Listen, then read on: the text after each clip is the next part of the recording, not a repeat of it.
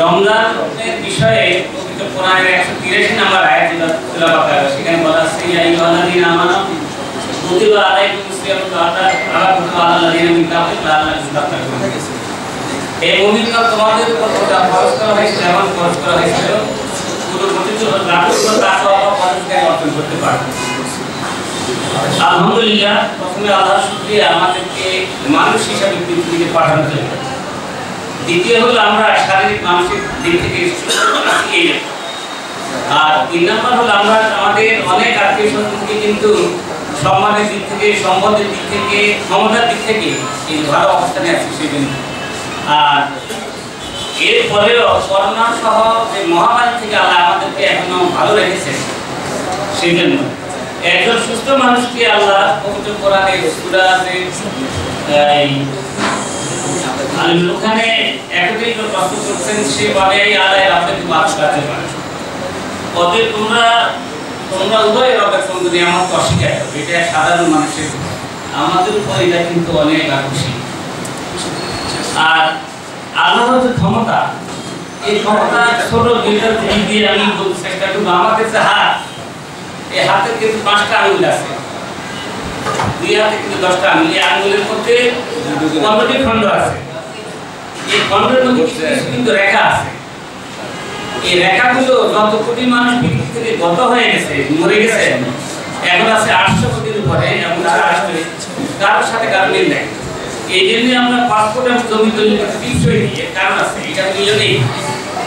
আর পবিত্র কোরআনের সূরা কিয়ামত 75 নম্বর সূরা, এটা 3 এবং 4 নম্বর আয়াতে কিন্তু আল্লাহ আগে এটা বলে দিয়েছেন। সেখানে বলা আছে আচ্ছা ইনসান আল্লাহ নাসবা ইজা, মানুষ মনে করে আমি তার হাড়গুলো একত্র করতে পারবো না। শুধু তো আয়াতে আল্লাহ বলেছেন বালা কাদিরা না আনুসাই আর বানানা, কেন নয়, আমি তাদের হাতের আঙুলের প্রতিটি জগার অংশ সুনিপুণভাবে নির্মাণ করতে সক্ষম। এই হলো আল্লাহ ক্ষমতা। এরপর সূরা আলে ইমরানের 26 নম্বর আয়াত, সেখানে কিন্তু অসংখ্য আয়াতে আছে। এটা এখানে আল্লাহ বলেছেন নবী উদ্দেশ্যে কুলিল্লাহু মালিকুল মুলক, আপনি বলুন হে বিশ্ব ব্রহ্মাণ্ডের মালিক। কি করতে বলেছেন? কুতিল মুনতামান নাশা, আপনি যাকে খুশি তাকে রাজত্ব দান করুন। প্রাণীদের মধ্যে নির্মাণ নাশা রাখি তার থেকে রাজত্ব গাড়ি নেন। অদ্ভুত মন্তাশা যাকে খুশি আপনি ইজ্জত দান করুন। দেলু মন্তাশা যাকে খুশি আপনি অপমানিত করেন। দেলিয়াতিকে খাই সারা বিশ্বের কল্যাণ রাষ্ট্রের হাতে ইন্নাকা আলা কুল্লি শাইইন কাদির, আপনি সর্ববিষয়ে সর্বশক্তিমান। 27 নম্বর আয়াতে কি আছে? তুলিদুল লাইলা ফিন নাহারি, আপনি রাত্রিকে দিনে পরিণত করেন। তুলিদুল নাহারি ফিল লাইল, এবং দিনকে রাত্রিতে পরিণত করুন। অতুতিল হাইয়া মিনাল মাইয়াতি, আপনি মৃত জিনিস থেকে জীবন সৃষ্টি করেন। অতুতিল মাইয়াতি মিনাল হাইয়া, এবং জীবন্তকে দেন না। অর্থাৎ যদি মাদ্রাসা দিলাই দিয়েছে, আপনি যাকে সেটাকে অপরাধ নিয়ামত দান করেন। এই হলো আপনার ক্ষমতা। আর এখন আমাদের যে রমজান আমাদেরকে সহিষ্ণুভাবে যদি আমরা এটা করে থাকি, তাহলে এই যে রহমত, মাগফিরাত এবং নাজাত, এটা থেকে কিন্তু আমরা এই 3টাই কিন্তু আমরা হাসিল করতে পারবো। আর না হয় আমাদের এটা হবে কি, আল্লাহকে এটা হবে আল্লাহর যে একত্ববাদ, সেই একত্ববাদকে কিন্তু সাক্ষী করি।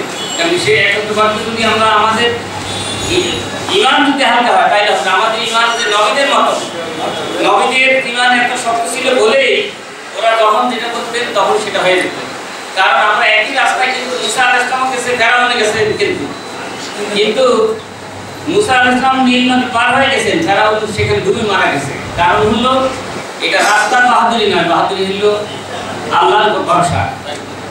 আল্লাহর উপর ভরসার কারণে এটা হয়েছে। এবং যখন একবার মুসা আলাইহিস সালাম ওনার কওমের একজনের সাথে বিরুদ্ধে আরেকজনকে ঘুষি দেওয়ার কারণ হওয়ার পর মারাই যায়, তখন আল্লাহর কাছে লজ্জিত হয়েছিলেন। লজ্জিত হওয়ার পর উনি আল্লাহর কাছে খুব কায়মভাবে বলছিলেন যে রাব্বি ইন্নী নাফসি রাব্বি জালামতু নাফসি, হে আমার রব, আমি আমার নফসের উপর জুলুম করেছি, আপনি আমাকে মাফ করে দিন। এটা সূরা কাসাসের 16 নম্বর আয়াতে আছে। আর হযরত নূহ আলাইহিস সালাম যখন ওনার ধর্ম প্রচারে ঝামেলা হচ্ছিল, ওনাকে পাগল বুঝতো, বের হতে পারতেন না, তখন উনি এক পর্যায়ে আল্লাহর কাছে খুব কায়েম অনুবাদকে আল্লাহকে বলছিলেন। সেটা হলো সূরাতে কামার 10 নম্বর আয়াত। এখানে বলা আছে যে রাব্বাহু আনিল আল্লাহ আমি বড় অসহায়, আপনি আমাকে সাহায্য করুন।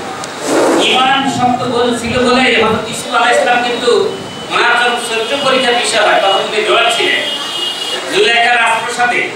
উনি জানতেন সামনে সবকিছু বন্ধ দরজা, কিন্তু উনি জানতেন আমার আল্লাহ আমাকে সাহায্য করতে, তখন দরজা খুলে যায়। তাদের মাকে এখন অসুবিধা করতে হয়।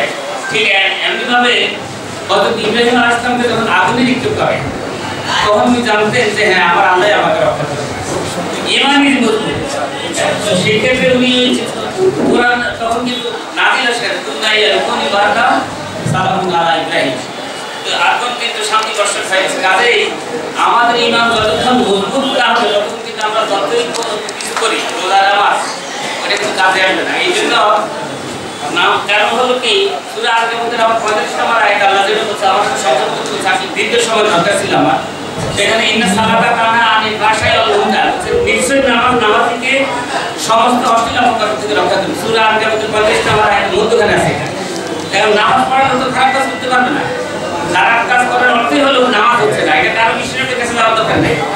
তাতে আমরা যদি রিজিক হালাল না হয় তাহলে নামাজ পড়তে পারবো এবং সমস্ত নামাজ রক্ষা করতে। এই জন্য আমাদের রোজা হোক নামাজ হোক সবকিছু এমনভাবে হওয়া উচিত যাতে করে স্রষ্টার কাছে আমরা এটা পেয়ে থাকি। তো যাই হোক আমরা এখন মিলাদের আগ মুহূর্তে আমরা কিছু এটা করবো, কারণ ইফতারের দোয়া কবুল হয়, দোয়া কবুল হওয়ার পরবর্তীতে আমরা একটু জিকির আজকে একটু করে ভালোভাবে মিলাদ করে এরপর করবো। এবং আমি আমার ধন্যবাদ জানাচ্ছি, আমি কিবরিয়া সাহেব কিন্তু পাশের গ্রামের বলতে গেলে উনি স্মরণ করেন এবং এলাকার লোকজন যখন এখানে দরকার বলতে একটু আসেন ভালো লাগবে হয়তো। যাই হোক ওনাকেও ধন্যবাদ জানাচ্ছি, তারা আপনারা আজকে কষ্ট করে আছেন। সবাইকে আবারও ঈদের শুভেচ্ছা জানিয়ে এবং সবার মঙ্গল হোক এই কামনা করে শেষ করছি। আল্লাহ আমাদের সবাই আসসালামু আলাইকুম।